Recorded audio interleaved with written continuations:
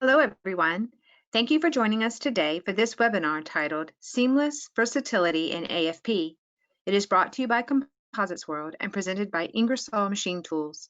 My name is Ginger Gardner, and I'm a senior editor at Composites World. The requirements of modern AFP production cells are rapidly expanding in both capability and expectation. Ingersoll Machine Tools presents a seamless approach to integrating functionality such as automated fiber placement, AFP, automated tape laying, ATL, ultrasonic trim, automated inspection, and laser projection into a single cohesive production unit for robotic and non-robotic platforms. Our topics today include current industry trends in AFP, the role of modular functionality, and the role of software in state-of-the-art AFP. Our presenters today are Kris Czaja, Lead Process Engineer, and John Dreher, Software Engineering Manager at Ingersoll Machine Tools. Kris has 10 years at Ingersoll developing composite technologies and processes, including AFP, automated inspection, and 3D printing. He has a Bachelor's of Science degree in Physics, Astronomy, and Math from the University of Illinois Champaign-Urbana, and a Bachelor's of Science degree in Mechanical Engineering from Northern Illinois University. John also has 10 years at Ingersoll and over 20 years of experience in software development, engineering, and R&D for intelligent systems, advanced manufacturing, and industrial automation. John has a PhD in mechanical engineering from the University of Kansas. Thanks again for everybody for being with us, and now I'm going to hand it over to you, Kris and John. Thank you very much. So I am Kris. I'm going to go ahead, I just had my cam on so everybody can kind of see my face for a moment here. I'm going to turn it off while we get to the presentation. So thank you everybody for joining us. Thank you for the introduction as well, Ginger. The purpose of this conversation is to address an evolving need that we recognize in the industry for a very versatile AFP platform. We want to talk about what that looks like in the world of AFP, and bear with me just a little bit on the terminology. I'm kind of using AFP as an all-encompassing term to describe this kind of composites manufacturing process, be it AFP, ATL, ultrasonic trim, automated inspection. We kind of just shoved all of that under the umbrella of AFP just to have an easy one-shot term. So before we get too far into that, just a quick blurb about Ingersoll, who we are, where we're coming from. We're located in Rockford, Illinois. We've been there since the company was founded in 1887 in Cleveland, Ohio, and we moved to Rockford in 1891. So we have a long history here, building very custom, very large machines. Actually, even as early as 1906, we were building the largest milling machine of the day at the time for a General Electric, which was 400,000 pounds. Currently, today, we are part of the Composite group, which is based in Europe. It has 5 different divisions. We're in the machine tool division with our sister company, Ingersoll Berardi. We collaborate closely with many of the different divisions, especially Composite Digital. And in fact, there's another webinar coming up on October 15th titled Digitalization Beyond Machine Tools that I would invite everybody to attend. Specifically in the world of composites, we have been building AFP machines since the early 1990s. You can see on the left-hand side kind of what an earlier AFP machine looks like, a vertical gantry system. We also manufacture horizontal machines on the upper right. You can see our plant in Italy. That's our Leonardo Aerostructures plant, which has 7 of our machines right now. And we also have robotic platforms you can see here on the lower right-hand side. So what are we seeing today? We're seeing new markets with new demands. So new space, SpaceX, Blue Origin, Firefly, personal flying vehicles, research institutions and universities. These are all new areas where composites is trying to grow into, and they can have a very different business model from traditional OEMs, They're not necessarily churning out repeat parts by the hundreds every month. So we need to have a process that is attractive to these new entries into the market. In addition to that, some existing processes and machines are threatening obsolescence. So it's just simply difficult to keep up with what has been done over the past decade, couple of decades. Everything from hardware evolution, software capability, data processing in artificial intelligence and Industry 4.0. We want to make sure that our platforms can keep up with that sort of rapid development. And there's also rapid development of new processes, and we see this need to be able to have a versatile cell that can handle a lot of these new process developments. So if I take a quick step back here, let's first define what do we mean by versatility. So the things that we're not necessarily talking about, the type of material, the number and the width of the toes, process settings like compaction and heat. Certainly all of our cells can do these things. We can modulate the number of toes. We have several machines with different numbers and different widths of toes. We could change the compaction and the heat. All that stuff is, on closed loop or open loop controls. And we could change all of those settings in the programming, but that's not really what we're talking about here. I would consider those maybe under the umbrella of process settings. What we're talking about is more versatility in function. So AFP, automated fiber placement, is one of those functions. ATL, automated tape laying, trim and drill, automated inspection.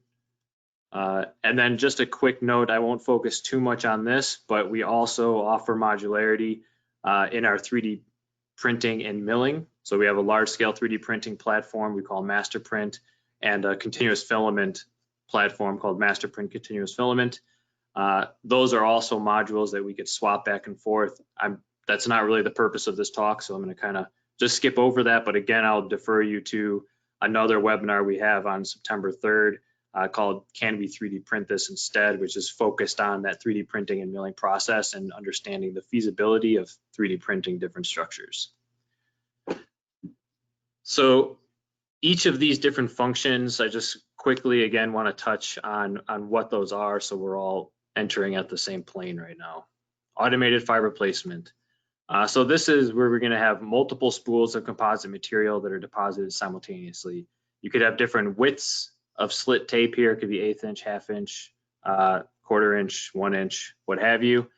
But they're all deposited simultaneously. You could modulate the number of toes automatically based on convergence and divergence. But the general concept here is you have multiple slit tapes that are all deposited at the same time. You can see on the left and right hand side, those are the Ingersoll AFP platforms that we're offering, the Mongoose, which is very versatile, especially for female parts. And then the newest offering is the Hawk module, which is really emphasizes and maximizes that productivity and ergonomics. But these are both AFP platforms, multiple spools of material deposited on the surface at the same time. And the benefit of the AFP, one of the benefits I should say of AFP is you can do more contoured surfaces, and you could do a higher degree of steering because you have these slit tapes and they all are kind of behaving individually. You also can reduce the amount of scrap significantly because each of those toes is cut and add on the fly independently, so you can get a really tight adherence to the boundaries. Moving beyond AFP, we have an automated tape laying system. This, unlike AFP, is a single spool of wide tape, could be 3, 6, or 12-inch tape. This in the image is a 6-inch tape module. The benefit of this is you get high productivity on what we would call locally flat surfaces. So it could be perfectly flat or male geometry, but basically you just don't want to have a lot of contours so that you require the tape to do a lot of steering. It doesn't like that so much. And the other big benefit though is that you could lay up a multitude of materials with this. The image that you see here, there's an AFP ply as the base, and then we're laying up PO ply over the top of that. but you could also lay up other materials, lightning strike, adhesive, over core, things of that nature.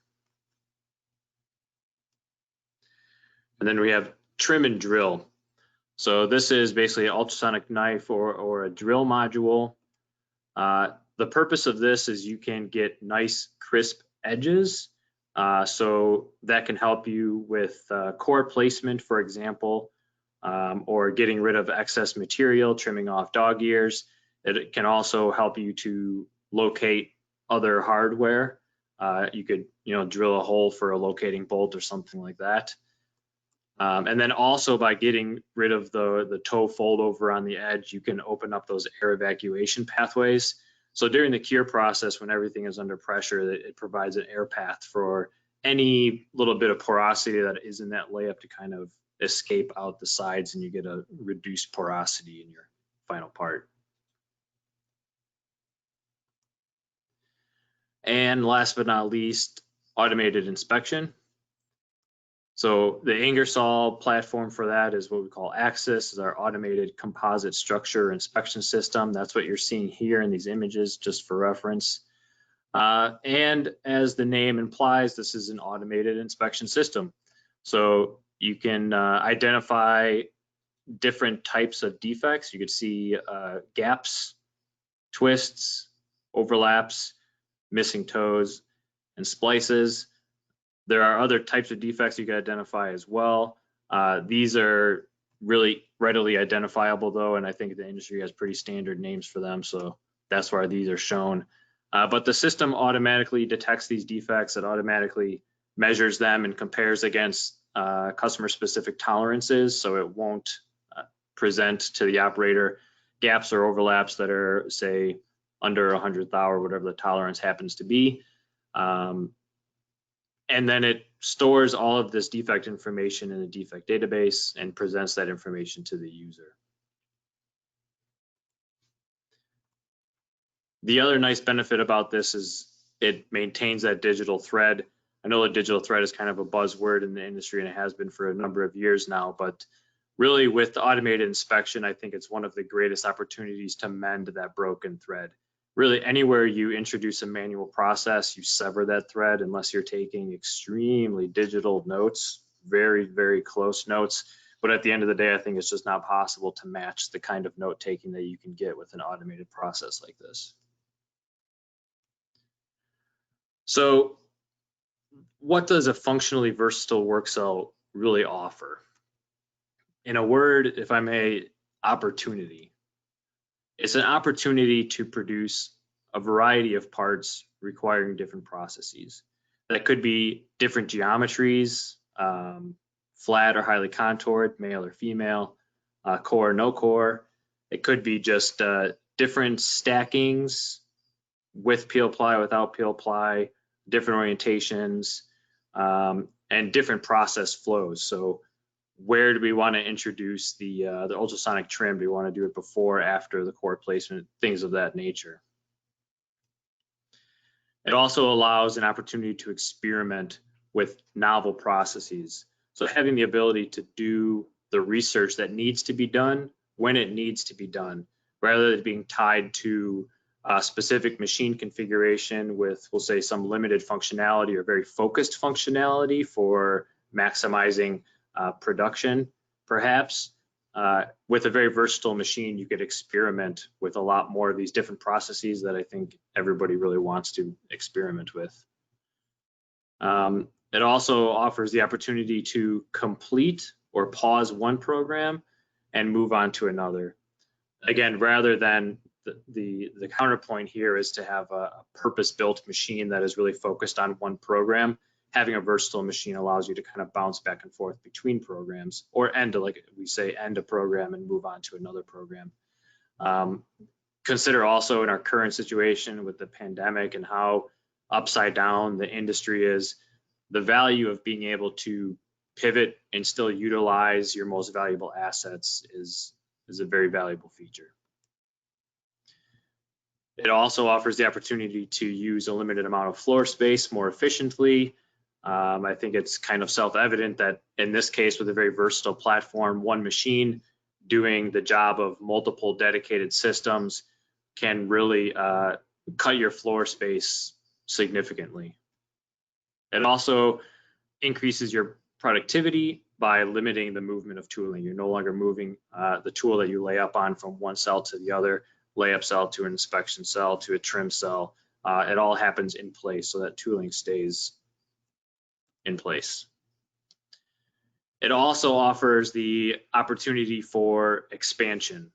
So you're not just necessarily stuck with the machine that you purchased initially.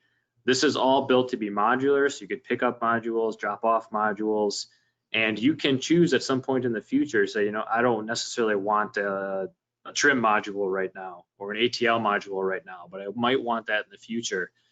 You don't necessarily have to buy a whole machine to get that functionality. You just purchase the module, and then everything just clicks together in the same work cell. And piggybacking on that point, you can realize a greater ROI over the extended life of the work cell because now that work cell is always relevant. You can always upgrade your modules. You could always purchase new functionality if you would like it. So that machine is going to be working for you for a much longer period of time. Next question here is, what does a versatile work cell look like? What are we actually talking about here when we're talking about a versatile work cell? This is one of the first examples of a multifunctional cell from about 2015. This one has two different AFP modules. In this case, these are redundant modules at a 16 by quarter. And it also has a 6-inch ATL module as well. This cell is now a robotic platform. It is housed at the Connecticut Center for Advanced Technology in Hartford. And really, CCAT is an example of just the right kind of organization for this sort of versatility. They're a tech development center. They also do lots of demonstrations and training, and they validate and accelerate the adoption of these kinds of leading edge technologies into the industry. So they have a wide array of needs, and they need a cell that can be very flexible to do just about anything.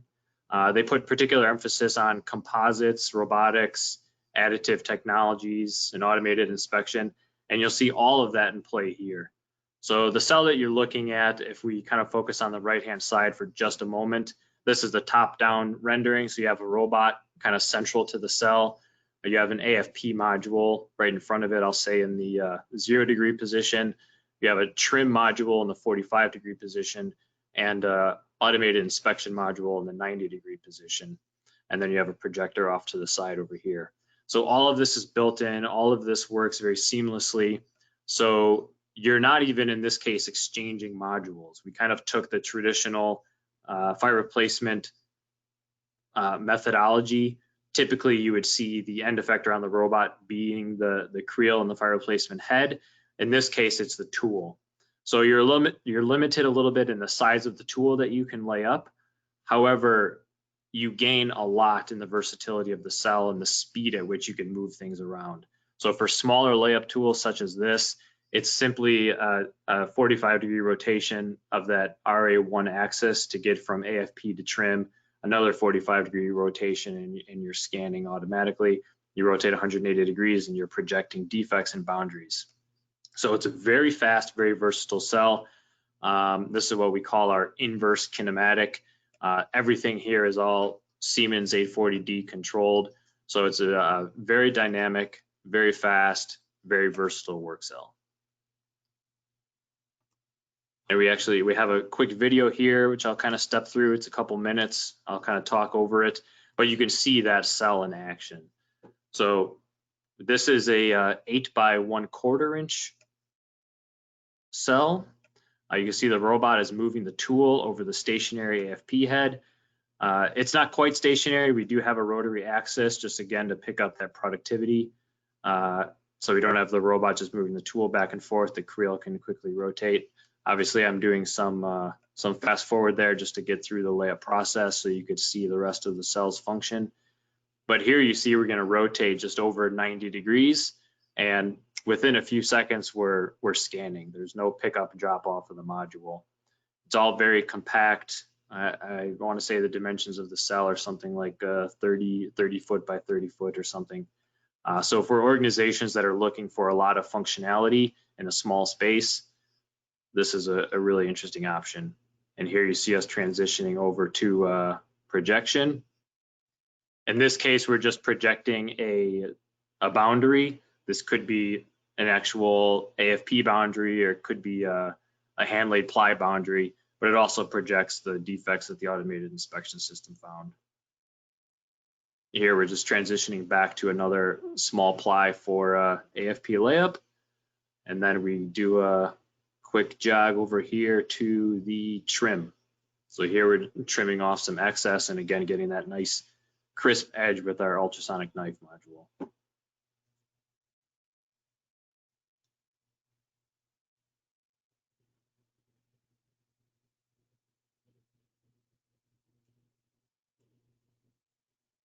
Another example of that functionality is this machine here. This is actually the largest fiber placement machine in the world. It is 9 meters between the columns here, and it also has a cantilevered y-axis, so the module can actually extend all the way outside of the portal here for the option to lay up on a headstock tailstock configuration on the side of the machine. This machine also has 2 AFP modules. This is a 24 by 1/4, 2 of them for redundancy. It has an ATL module. This is a 6-inch module, and what we call our KIM module, which is it's actually an inverted robot that's picked up just like these other modules, just like the AFP module, just like the ATL module, picked up by the RAM. And then the robot itself, as the end effector, can choose between a trimming module, ultrasonic knife, or an axis module for automated inspection. So how do we take all of these processes and tie them together? Hardware is great. So everything I've focused on right now has been the hardware of the machine and what that cell looks like. It's important to note, though, that the versatility of this cannot be fully recognized without the software to back it up. Really, software is kind of 50% of the process that you need in order to really make use of this versatility. So I don't want that to be overlooked. And on that point, we have John Dreher here to discuss some of the Ingersoll software. Thanks, Kris. So yes, now that we have all these great emerging new technologies and processes, how do we get the most out of them to improve our overall efficiency and quality? And the answer to that is with versatile software. So as you can see on this slide, now we're going to discuss how we take this rapidly expanding array of process technologies for these highly versatile machine tools and map that over to a one-to-one on the software side of things. So what do we mean by software versatility? Well, for starters, we need to match all of the hardware and process functionality that exists on the machines themselves. So as you can see in this video, we need the ability to effortlessly switch between any of the available machine configurations for all of the necessary programming, processing, and simulation steps. And we also need the flexibility to add or change functionalities as technologies continue to emerge and improve. So just like you would add a module to the machine tool, we need the software to be able to quickly and easily add that module on the software side as well.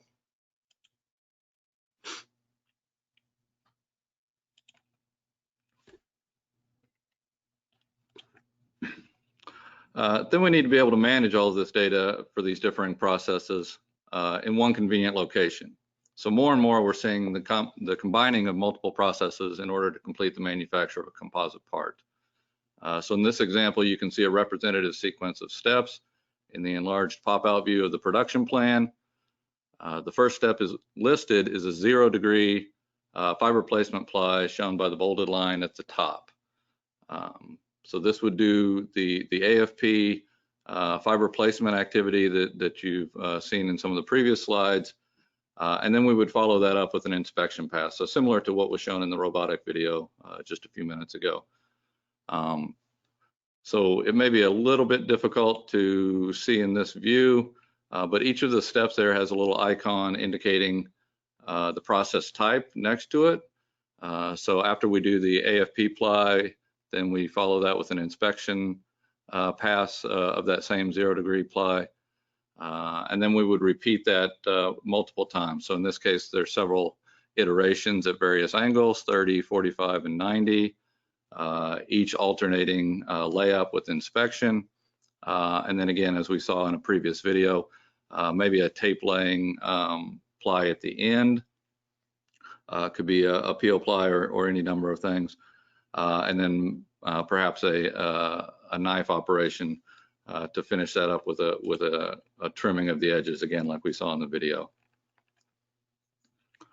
So practically speaking, how do we create and manage all of this data? For the programming and production phases, we start with the customer's completed CAD designs. We take that CAD data and we start the process of programming, processing, simulation, etc., in order to generate all of the necessary NC programs for production or an NC program set. We want to use a common platform to perform all these necessary tasks, whether it's for AFP, ATL, 3D printing, inspection, etc. Even though each of these processes are unique, we want to provide the customer with a straightforward method to utilize any of the available functions that exist on their machine. As shown in the earlier video, the programmer will have the ability to switch between the various machine modules in order to complete this programming, processing, and simulation. And once that's finished, the complete NC program set can simply be transferred to the operator interface or HMI PC at the machine, and the machine operator can similarly manage all of the part programs as they start production activities. So one of the key elements to success is, of course, to ensure that the programming and simulation are as accurate as possible relative to what will actually occur on the machine. Ingersoll provides the ability to simulate the production process utilizing a virtual version of the Siemens CNC control so that the simulated machine motions most accurately reflect what will occur on the production floor.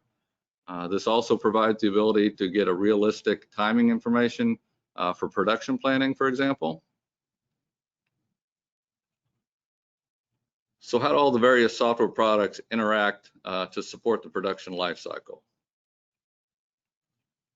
A seamless full circle of software is necessary to fully support the production process, starting with the desktop applications, moving on to the machine HMI, and to intelligent in-process support with things like mobile devices, and finally to analysis tools that can help us improve the overall efficiency and effectiveness of the processes themselves. So as we've discussed, the desktop applications are where the initial programming and simulation steps are performed in order to generate the NC program set for production, whether it's path planning for fiber placement or tape laying, or slicing for 3D printing, producing cutting or inspection toolpaths, or some combination of all these tasks. The programs are created, processed, and simulated prior to any actual running on the machine. Next, the NC programs are sent to the machine operators, the machine's operator interface or HMI PC, and the production process starts with layup, printing, inspection, scanning, etc. The HMI software itself helps the machine operator manage all of these NC programs and also gathers a good deal of data that's later used for things like generating part history reports, providing the inspection data for review and addressing any defects that might have occurred, etc. Then during the production process, the operator can use various mobile software tools to perform tasks such as controlling work cell access and managing tool inventories, monitoring consumable levels such as the amount of material that's being used or when material needs to be replenished in a module. They can monitor wear components like the cutting blades and get alerts on when those might need to be replaced. And then the mobile software also provides a convenient way to review inspection results on very large parts. The person doing the inspection can easily review the results using a mobile device like a tablet, a cell phone, a smartwatch, etc., and then simply use a laser projector to have the system automatically highlight where the potential issue is on the part itself, so that they can take a closer look and decide whether that's something that needs to be addressed or it fits within the part specification and is okay to continue. And then finally, all of this information can be fed back to powerful data analysis algorithms in order to improve the processes and monitor the machines for issues. There's sophisticated machine learning that's used to review the inspection results and improve the automated detection results. There's process monitoring that can be fed back to the programming stage and used to improve the quality and efficiency of the production itself. And there's a large amount of data from the machine itself that can be used to provide predictive maintenance in order to keep the machine running at its best. In many cases, this data can even be made available in the cloud, so it's accessible to anybody who might need access to it anywhere that they are. So with all of these pieces in place, the software tools allow the customer to fully exploit the latest tools and technologies that the hardware platforms provide.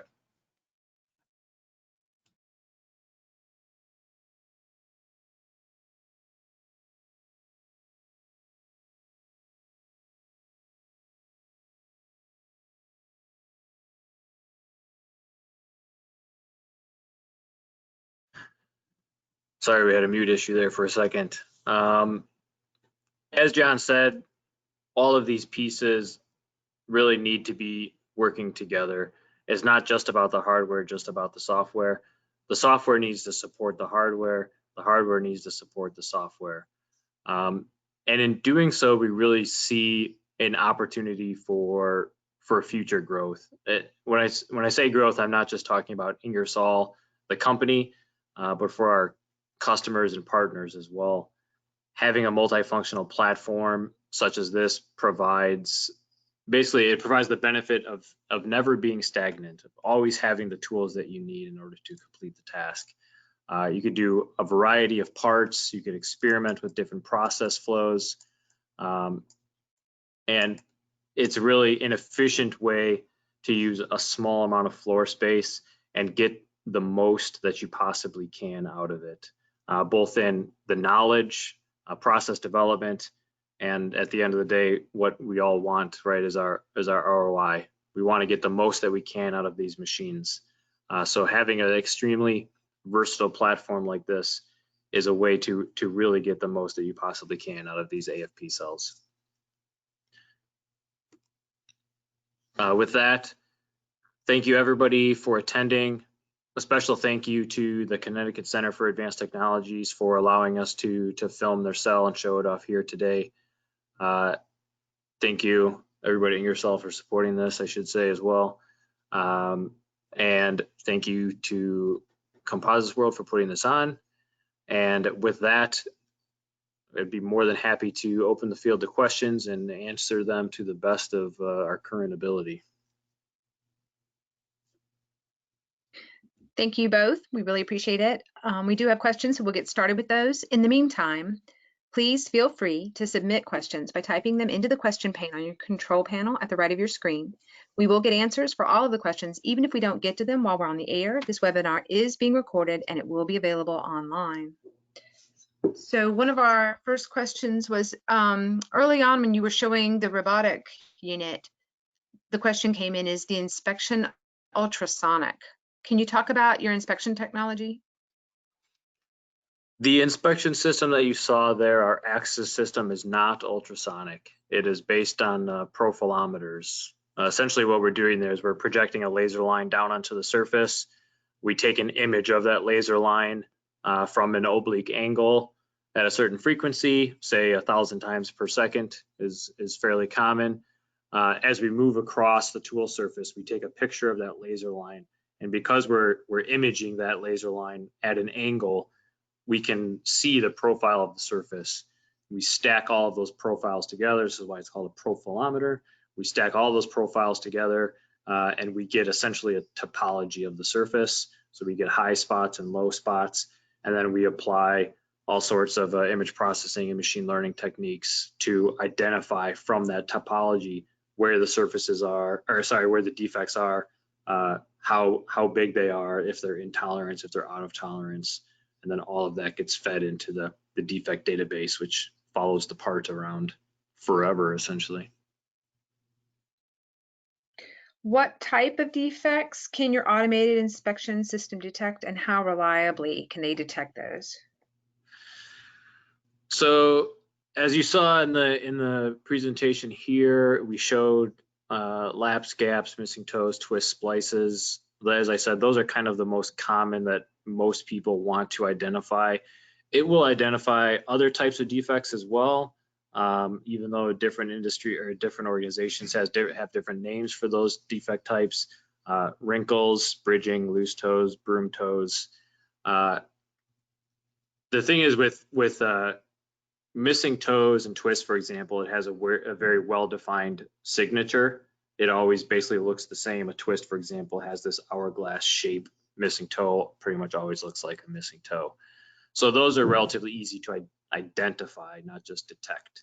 Other types of defects, foreign object and debris is a classic one, because a FOD can be anything. It could be a drop of oil. It could be a piece of backing film. It could be an extra piece of composite material. It could be I don't know, dead bird or something. They don't have a well-defined signature. So what we also have is another process to just identify good layup versus bad layup. And we identify those types of defects through this good versus bad determination. And how reliably can we do it? Our system has been in production for many years now. We have many of these systems out in the wild. We have demonstrated over 99% defect detection. And the key here is also a very low false positive rate. If you have too high of a false positive rate, the inspectors are wasting time looking at defects that don't actually exist. So our false positive rate is about 0.1 to 0.2% currently. Okay, can you talk a little more about Ingersoll's AFP software and its compatibility with other controllers, such as KUKA? Yes, so primarily we work with the Siemens CNC controls. We don't generally work directly with things like the KUKA robot controller. So even though you saw a robotic arm in the video, we are utilizing the Siemens CNC control to get more machining level control of that work cell versus what I would call more standard robotic level control. So being able to do more of the toolpath contour following type operations, more so than maybe more traditional robotic type, let's say pick and place type operations like you might see in a factory automation type setting. So in this particular case, where we're doing things like the automated fiber placement, 3D printing, and then even the machining, for instance, of a 3D printed part, we really need more of that CNC level control and that path following. So again, primarily our machines tend to have a Siemens CNC control on them versus just about any other brand. Having said that, we do have on occasion some other control systems.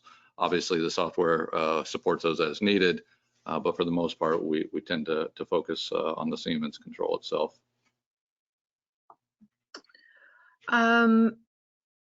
What type of heat sources are being used in this equipment, and what is the ideal heat source? Ideal, I think it depends on your definition of what is ideal, what sorts of parameters you're looking for. So primarily we use infrared technology. Laser technology, I think everybody's aware, is up and coming. Right now, we primarily relegate that sort of thing to laying up of thermoplastics rather than thermal sets.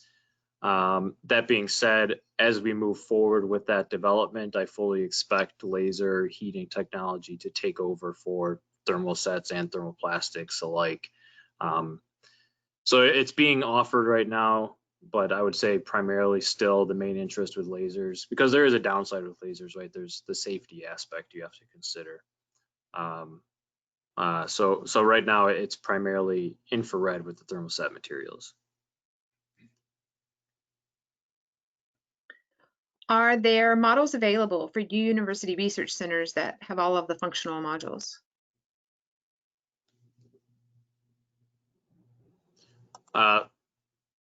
Simulation models, I'm assuming this is referring to simulation models. Typically, I won't say typically, yes, all the time, anytime that a university has our machine, they would have the simulation model as well. As John said in his talk a little bit there, we also provide the VNCK, so you can get the Siemens basically representation of how that machine is going to run. So all of that is available with the machine, yes. So I understood the question to be asking, do you have versatile machine models available for research centers? I mean, I could be misunderstanding that, but I know sometimes what happens is if you're a research center, you want a fuller spectrum of versatility than a normal production would have. Does that make sense? Maybe I'm misunderstanding the question. I think I am. So in other words, have you so let me ask it a different way. Have you sold models into research centers? I think you just said the one you were showing was at Connecticut, right? Okay. All right. Sorry, I was hearing models and thinking like simulation models. I know. Yes. So we have sold some of these work cells, some of these machines to research centers. Yes. And are they well suited for that? Yeah, I would say so. For example, the one at CCAT is very well suited for exactly that sort of thing, that research environment. They're not necessarily focused on laying up very, very big parts, but they are very focused on understanding how these different technologies can play together and advance their processes. So you saw there it has AFP, ultrasonic knife, automated inspection, and it can expand beyond that if need be or if want be. So it offers this opportunity to not be stuck with a purpose-built, very large machine. You could have a smaller machine that has a lot of capability that allows you to do a lot of things, even things that maybe today you don't know that you want to do, but tomorrow somebody pops in and says, hey, I have this idea, let's test it out. And wham, bam, you got the machine ready to go to do that. We have a question. What do manufacturers need to be prepared to handle the big data that we're going to see as part of this inspection and the digital paper trail, the digital twin? So for sure, the key is really storage capability, accessibility for that data. So definitely, as we start gathering more and more data, we've got some very large data storage needs. We've got some pretty heavy duty database needs as well. So really, you're looking at kind of pulling your manufacturing environment into the IT world a bit, making sure that you have the accessibility to these server level resources with a suitable amount of data storage. I mean, depending on the size of your parts, these inspection scans can get quite large. So you need the ability to move that data around on your network. Keep it in permanent storage or cold storage for reference later on. So generally, we work with the customer kind of on a case-by-case basis. Some of them are much more well-suited, already have systems in place to manage that level of data and that amount of traffic coming in and out of the machines. But it really just kind of depends on your processes and sort of what level of data acquisition you're trying to do, and how much of that you're trying to maintain and keep for future reference versus maybe just making use of it during the production phase, and then perhaps either archiving it or deleting it or moving it offline rather than trying to keep it available on a network, for instance.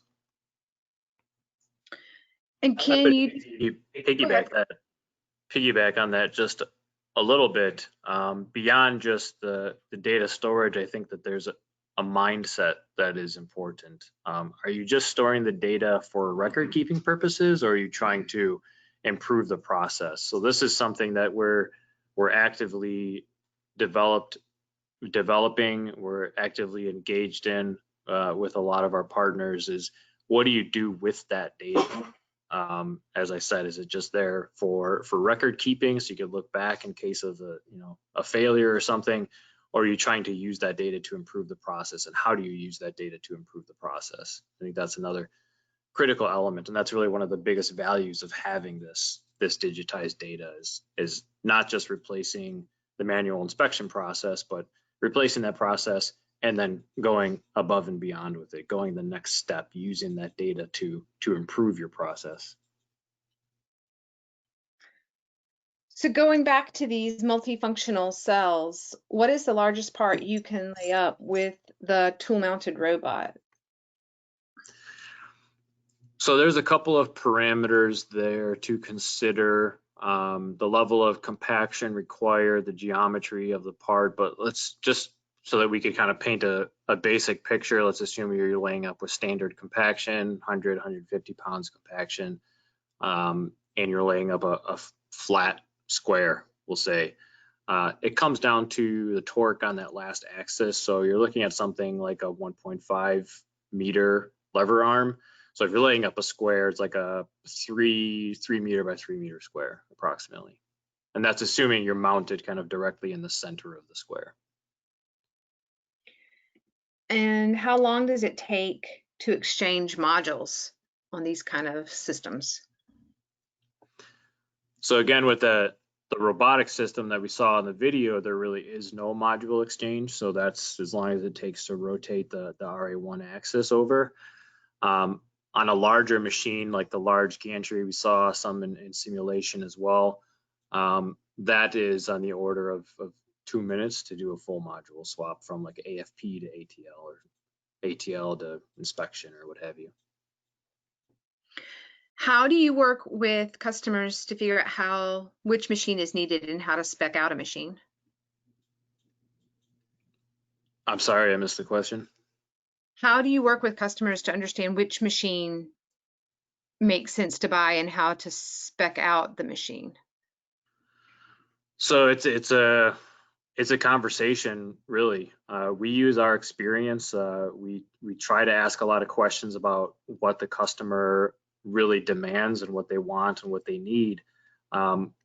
We're in the market of making large custom machines. We don't do a lot of just churning out one machine that's exactly the same as the next. So that's one of our strengths, I'll say. I'm a little bit biased working for Ingersoll, but I think one of our strengths is our ability to really work with our customers, understand what they need, and then really tailor a solution for them. So it's hard to answer the question exactly, but it's just part of that conversation. We like to get engaged early. We like to do developments even before there's a PO for a machine to understand, how does AFP fit for your process?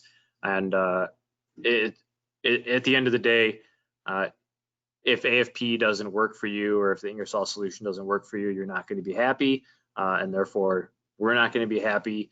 So we do everything in our power to facilitate that close relationship. So it's more like a co-development than just supplying a machine. The inspection system, that works for all of the functions. For example, it would work for AFP and ATL, correct? It would work, primarily it's developed for AFP. For ATL, there's a lot fewer defect types that are present. So typically for ATL, you can use it for overlap and gap detection.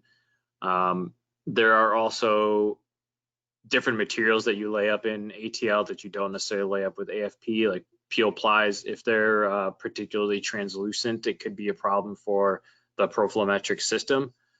So I would say if you're ATLing carbon material, laps and gaps would be no problem. Let's see. Does Ingersoll provide a DFMEA, defects per million, with all of their machines that are purchased? And how complete is it?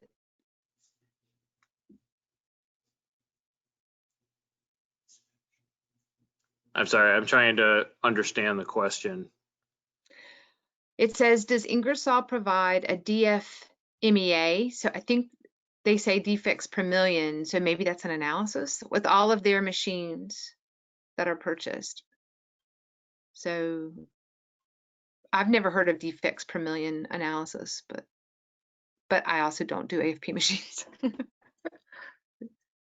I don't quite understand either.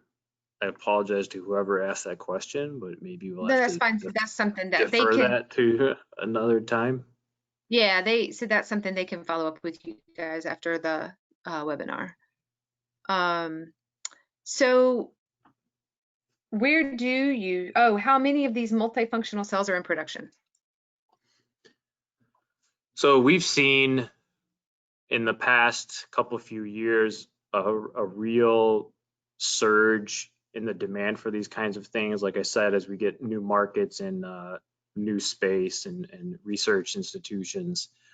So within the last 2 to 3 years, I think we've put out maybe 6 or 7, I'll say half a dozen-ish of these cells. And that's a trend that we see just continuing. Also, we see the same thing in our 3D printing and milling. That's a module platform as well. And the same trends exist in that space. So there's a lot more and more attention as we get into these, as we really develop this versatile process.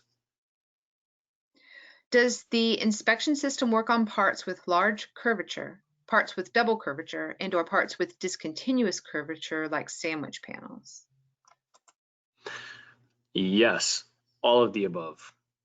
So we really offer it in 2 varieties, 2 flavors of automated inspection. One is what we call in-process and one is post-process.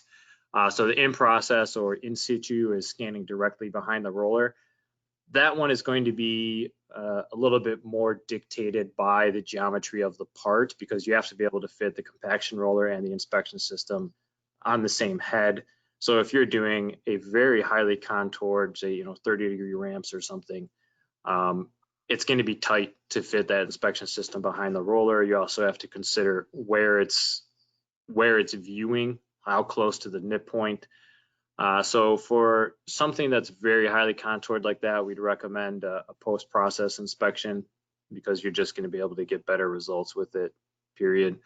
But for, again, kind of locally flat parts or flat-ish parts, having an in-situ process is just fine. You could do post-process or in-process inspection. And you could also do undercore, overcore layups as well. The system is designed it's a machine learning process. So when you feed it data, it learns.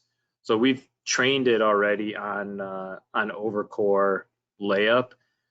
It doesn't start throwing flags of false defects all over the place, because you could see for like the honeycomb structure underneath the core. So the more data you feed it, the smarter it gets. And it can be tailored then for your specific process, your specific material, your specific defect types. That's all the benefit of the machine learning process, is you could kind of tune it for your own purposes. Can the recorded defect information be integrated into structural analysis tools? So we offer what we call our defect cloud software, which is basically a report of all the defects that were found. And what you get with that is the bounding box, the same bounding box that the projector will project to show you where the defect is. We have that in our defect cloud software. And then we'd also have the ability to export that in more of a standard CAD format like IGES. So you can import that and do essentially whatever you want with it at that point. You could take it into your own software. You could take it into CATIA or SolidWorks or what have you. So yes. We currently use commercial off-the-shelf software to program. What are the advantages of using Ingersoll? So one of the things that we've seen over the years is, especially recently, that as these technologies are emerging and changing rapidly, that it can be difficult to keep up with things on the software side, especially if you're using a particular commercial software for any portion of the design or production. And so one of the things we've really focused on is making sure that that we keep up with the evolution of the machines and the technology. So as these new processes are added and the machines are capable of doing these things, that we keep our software up to date with those as well, so that the customer's not out having to buy a new piece of software, go to a new vendor, things like that, and try and kind of piece together a solution that would allow them to use all these different technologies in one place. So that's why we really focus on trying to kind of be a one-stop shop for the programming aspects, the production support aspects. So getting that CAD data as a starting point, getting that into our software, and providing that consistent set of tools.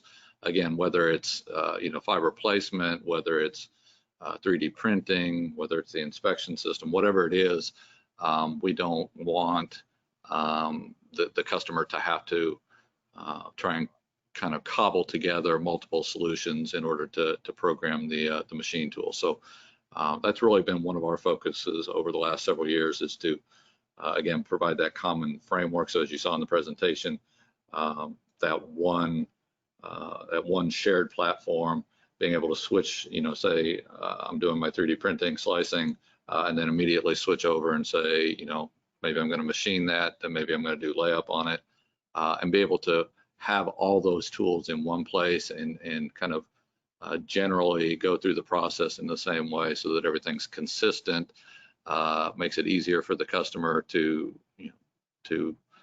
get their parts programmed, get everything ready to run in production. And ultimately it's about trying to get improve the efficiency, get higher quality, and we feel that having all of those tools in one place and in a consistent manner, and in conjunction with the machine itself, so that we can utilize all of the bells and whistles that are available on the machine. We feel that that's how we are able to accomplish those goals of improving quality, improving efficiency, improving effectiveness of the overall production process. So that's kind of the extent of the questions we have. I'm just curious to ask both of you. You talked at the beginning about some of the trends. Maybe you could revisit that a little bit. I know at Composites World, we're definitely seeing this trend of multifunctional manufacturing cells. Maybe there, you look at the industry and you're seeing what's coming. Maybe you could talk about that for a second. So, yeah, I think that there's this hunger for the machines to do more, right? Which is natural for any process. The AFP process at the end of the day is relatively new. It's kind of coming into its maturity now. But I've been at Ingersoll for 10 years. The level of development that we've seen in the process and how much things have changed in that period of time is crazy already, and it's still going, right? With everything else that's happening even outside of the AFP world, there's so much development. in software and artificial intelligence, and all of that stuff is kind of bleeding into the AFP process. So it's just natural that there's this demand for more. There's this want for your AFP cell to do more for you, and that's where this versatility is really hitting home with a lot of our partners. They want this ability to do multiple things with one machine. And we recognize that that's not necessarily the best solution for everybody, but for a lot of our partners, again, like we said, in these newer markets, new space, where they're kind of developing their process a little bit, I'll say as they go, not to downplay the amount of engineering that goes on there by any stretch of the imagination, but it's not necessarily we're going to churn out 100 rockets this month and then 100 rockets next month, and it's going to be the same for the next 5-10 years. There's a lot more development in that process, so they need the machine to be able to keep up with that, and they need the machine to always be at the top of the game. So it's not necessarily a purpose-built machine that's going to be doing the same thing day in and day out for 5-10 years. It's a flexible machine that can do multiple different functions and move from one program to the next and do all the things that they needed to do. Yeah, I definitely think that's what we're seeing. I did a set of features on Composites 4.0, and that's what everybody comments on, is that they're seeing markets become more fragmented. Post-COVID, we're seeing just the need to be very flexible and dynamic, and that just helps in so many ways for composites companies, I think. Mm-hmm. We agree. All right, well, we're getting to the top of the hour. We want to thank everybody for joining us today. Thank you again to Kris, Czaja, and John Dreher from Ingersoll Machine Tools for this webinar and for answering our questions. If you want more information, you can see their contact information there. They can connect you with the salespeople and other experts if you need. They would be happy to talk to you. We appreciate everybody being a part of our webinars, and we hope to see you again soon. Have a great day, everybody. Thank you. Bye-bye.